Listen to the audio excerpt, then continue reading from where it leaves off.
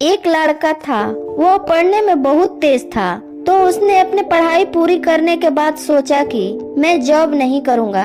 वह अपना खुद का कोई बिजनेस शुरू करना चाहता था और बिजनेस शुरू भी कर दिया। कुछ महीने तक उसका बिजनेस बहुत अच्छा चला, लेकिन धीरे धीरे किसी कारण उसका बिजनेस ठप हो गया, जिससे वह लड़का धीरे धीरे तनाव में हो गया और उसने सोचने लगा कि मैंने जो सपना देखा था वह सपना प्राप्त नहीं हुआ।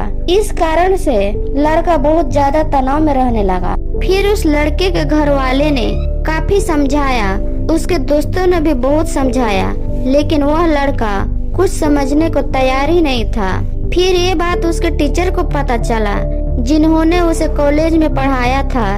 एक दिन टीचर ने उस लड़के को अपने घर पर बुलाया और पूछा कि बेटा क्या कारण है? मुझे तुम्हारे घर वाले और दोस्तों से पता चला है कि तुम बहुत परेशान रहते हो। तो उस लड़के ने बोला, सर क्या बताऊं, मैंने 5 से 6 महीने पहले अपना खुद का बिजनेस शुरू किया था। मैंने उस बिजनेस में बहुत मेहनत भी किया था, लेकिन परिणाम शून्य रहा।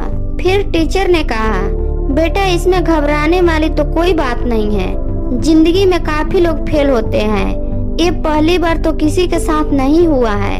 तो लड़के ने कहा, सर मुझे तो समझ में नहीं आ रहा है कि मेरी जिंदगी में क्या चल रहा है।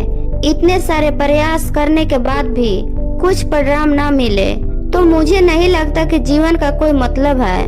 इतना सुनकर टीचर ने लड़के से कहा, तुम मेरे साथ चलो। और टीचर उसको अपने गार्डन की तरफ ले गया और गार्डन के शुरुआत में टीचर ने उसको एक सूखा हुआ टमाटर का पौधा दिखाया और बोला, बेटा इस पौधे को देखते हो?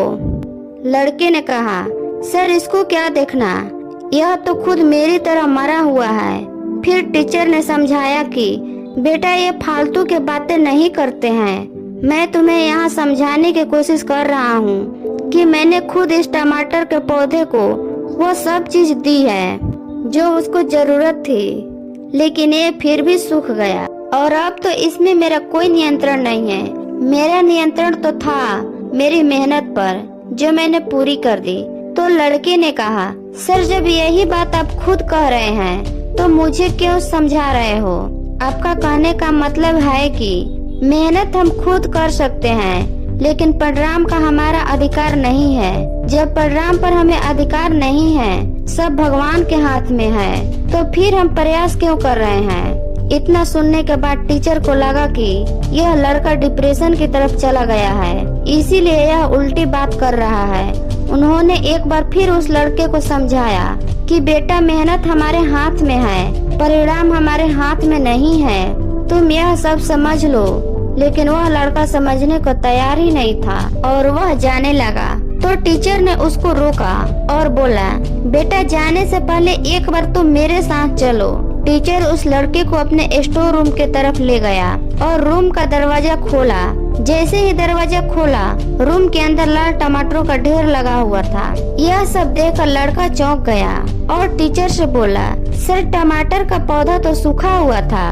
तो टीचर बोला, बेटा मैंने तुम्हें सिर्फ गार्डन का पहला पौधा दिखाया था जो सूख चुका था। मैंने तुम्हें पूरा गार्डन नहीं दिखाया था। वहाँ पर सिर्फ एक पौधा था जो सूख चुका था, बाकी सारे वो पौधे थे जिनकी वजह से यहाँ टमाटरों का ढेर लगा हुआ है। टीचर ने कहा, मैं तुम्हें यही समझा रहा हूँ कि अगर तुम पहली बार फेल होते हो और तुमने ये मान लिया कि तुम जीवन में कभी न कभी सफल होंगे, तो तुम्हें सकारात्मक सोचना होगा।